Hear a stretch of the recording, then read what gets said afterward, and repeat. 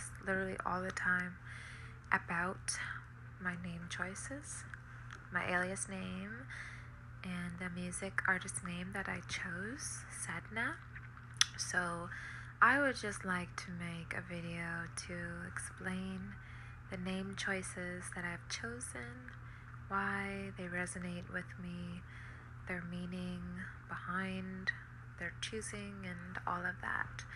So Angel of Cups has been my alias on Instagram and most social media accounts now for quite a few years now. It's just been the name that really has stuck the longest and just feels most aligned to myself. As many of you know, I am in Western tropical astrology a water dominant. Even in Eastern as well, I'm water dominant. So in astrology, that means that, what does that mean when I say a water dominant chart? It means that the most element in my chart that shows up in my makeup is water. They're water signs. So Scorpio, Pisces, Cancer are water signs. I work mostly with the Scorpio and the Pisces energy. So yeah, water, okay? So when we're talking about water as an element, and we look at the suit of tarot, I'm a tarot reader, I'm a psychic medium as well, so I don't just learn how to read cards and learn the archetype of card reading, but I pair that also with my psychic, intuitive, mediumship abilities that I have always had and always had to finally tune. So in tarot, the suits are elements, so like hearts, spades, diamonds, clubs, it's different. So in tarot, we have our four suits. We have cups, which represent water, which represent emotions, feelings, anything within the emotional realm or the emotional spectrum, romance, emotions, things evolving in the astral, emotional, dream realm, anything involving water energy and what water represents, which is the subconscious, our emotional realm, our astral realm. Swords represents the air element and the air signs.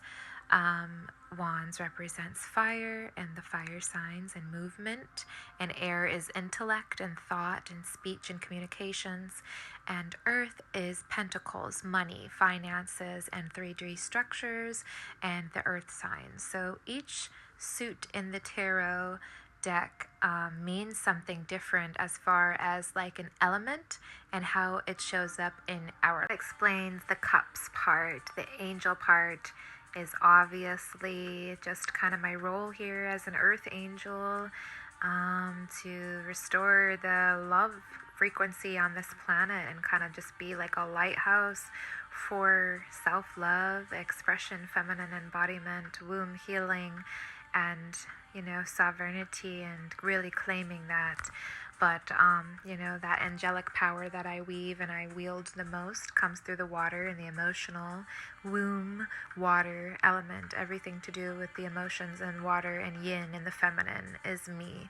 So Angel of Cups is like angel of the water. I work with the water element. The water is my guide, and I consider myself patron of the waters mostly because it is me. We are all water and we all embody that element. But in our birth chart, it kind of can just see which elements naturally we form with the most. So that explains the Angel of Cups name and alias and why I resonate and how I chose that. Sedna, I chose. Sedna is a goddess in Inuit culture. She's like goddess of the sea and the mammals, and the underworld, and the sea creatures, and people pray and honor Sedna for their catch to be strong in the winter months in spaces like Alaska and Canada. So not only that, but Sedna is also a planet, a planetoid, they call it, a dwarf planet that is close to Pluto. So she's kind of like way off by herself, way off in the distance, very, very tiny, hardly considered a planet or even talked about. But she's an ice planet as well. So it's just pretty much Sedna energy, the planet and the goddess. They go together. It's all kind of about like lone wolf energy and going at it alone and kind of being abandoned and still just making the absolute best of whatever is in the space that we can create and cultivate in the space of lone wolf. And that's like my life in a nutshell. I'm a 12th house strong being, so alone time and me are like besties, always have been, and it hasn't always been a choice.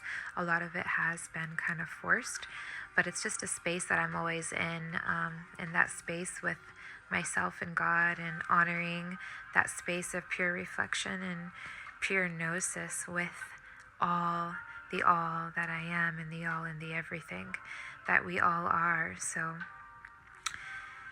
yeah, there's a lot that I pull into the names and why. Yeah, y'all know with me, it's always going to have some type of cosmic, galactic, or astrological reference because it's who I am, and I'm always going to weave as much as I can our multidimensionality so that I can remind you of yours if you care and seek to explore and expand that.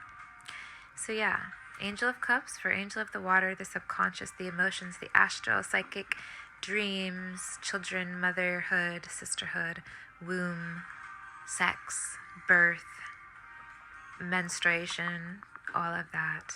And Sedna, like in my lone tower, always isolated, and that space of isolation. What can I create? How can I use this isolation to the best of my ability? That has been my life in a nutshell. So